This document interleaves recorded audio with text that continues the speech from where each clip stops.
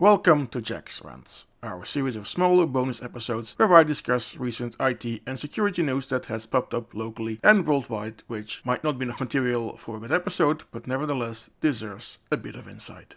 I am Jack Smith. Over the last few weeks, an old story came to me, and it is the one that, hey Jack, do you know that every Boeing 747 is still using floppy disks? It's 2026, those planes are ancient, how is this possible, and what can we do about it, because floppy disks are old and ancient and should no longer be used? Well, I've got my F-Geek cap on, and just for the heck of it, had a few hours of time left and right available. I did some digging. So first of all, let's start with the thing itself, the Boeing 747. So the 747 lineup spans several generations of wide-body aircraft. They evolved from the original 100 model in the late 1960s to the modern and latest 747-8. While each version introduced improvements in its range, its efficiency, and avionics technology, they all remain recognizable by that one single hump that you see on the upper deck.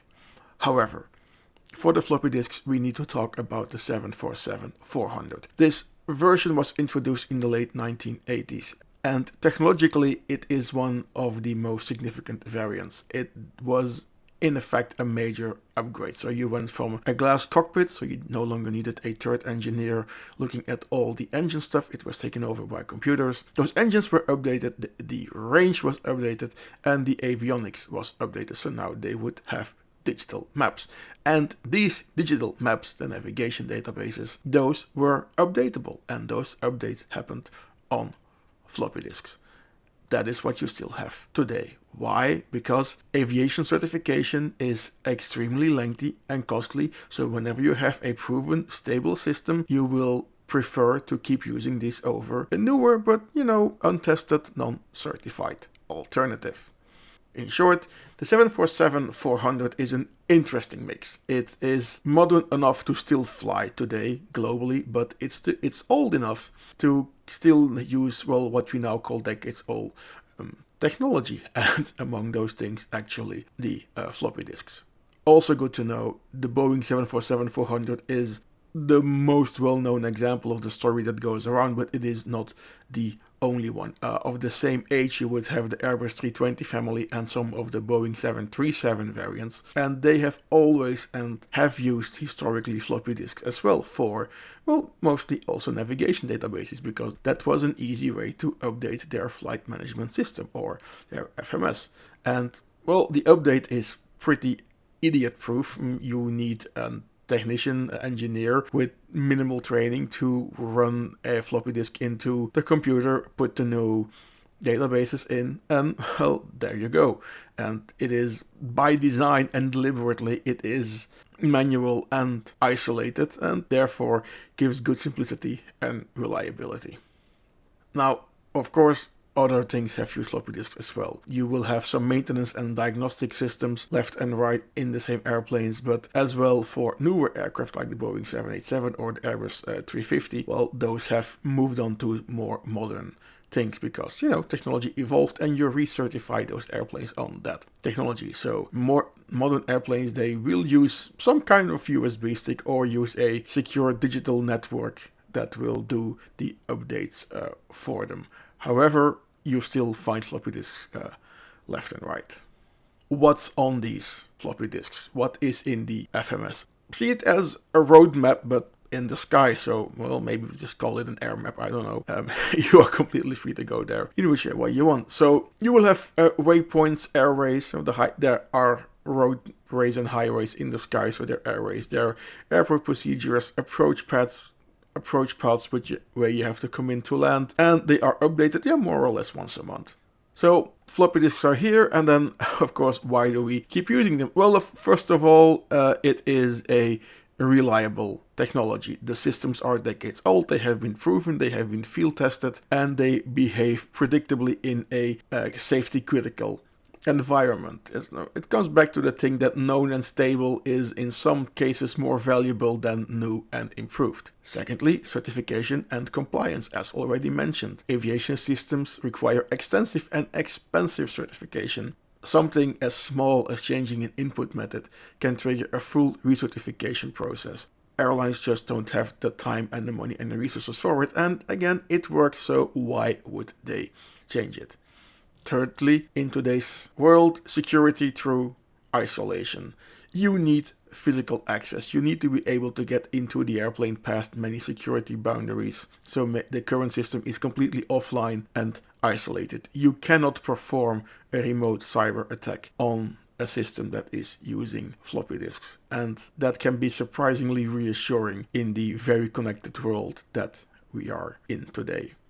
Now, of course, there's other industries as well where you still see floppy disks pop up. First of all, manufacturing and industrial machines. CNC machines, textile equipment, production lines, they still load programs via floppy disks, or they will spit out logs via floppy disks. These machines are expensive to replace, they run for decades, and there is no need to just update them because, well, you need a different input system. Note that here you will see some floppy drive replacement technologies such as a GoTech USB drive, for instance, that will do the same because, well, certification and compliance is less of an issue here than in an actual airplane. Same goes for healthcare and laboratory equipment. You will lab devices, medical devices, still floppy disk and software updates, specifically the updates. The low-level things, you will see a lot of floppy disk left and right. It is absolutely not uncommon to see those devices. They will last for 20-30 years at least, and when they are gone in one hospital, they will move to a smaller hospital further down the road, which might not always have the budget for the latest and greatest tech, but still, there's nothing wrong with that scanner that was there before, and it is just moved with its technology. And lastly, transportation. Again, certain trains and metros are 25, 30, 40 years old. Again, floppy disks for any update in their software are to be used. And here's a link or a commonality to aviation. You prioritize stability and certification over modernization because you are dealing with moving, actual living people. So what does it mean in the end? Because it's a popular claim online on every internet site that every Boeing 747 relies on floppy disks. Well, no, as it's clear now, that's a very oversimplification, and in reality it's only a small subset of older aircraft and then of the 747-400, which are the oldest ones flying, with some small exceptions that are of no relevance here. And you are speaking of, I don't know, maybe a few hundred aircraft worldwide. And of course, this is an IT podcast, so how does this mirror the IT world of today? Well, actually, more close than people would like to admit. So just like floppy disk in aviation, many organizations still rely on legacy systems. While outdated on the surface, they remain in place for a practical reason, in that they work, they're stable, it's a risk to replace them, and they do the single job they were designed to do very, very, very good. Think of mainframes in banking, old ERP systems, or that single application that nobody wants to replace. I have seen specifically weather printers. I have seen machines which would engrave identity plaques, or don't get me started on an old database that was still running in some very, very legacy application using a parallel diskjet printer. It's all still out there. To round off, it highlights a key tension point in modern IT. It's innovation versus reliability, and of course a piece of cost, let's be honest here.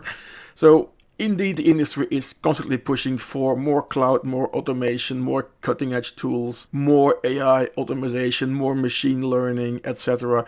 But real-world systems, they prioritize stability, compliance, predictability. And it's not because something is old that you need to replace it. It does not mean it's wrong. And because it's new doesn't mean it's better.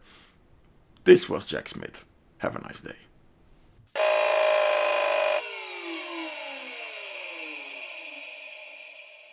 The content of this podcast is intended for entertainment purposes only and is meant to humorously explore various tech-related situations. Any resemblance to actual events or real persons, living or dead, is purely coincidental. We ridicule situations, never individuals or groups. Listener discretion is advised, and we encourage everyone to approach technology with a sense of humor and an open mind.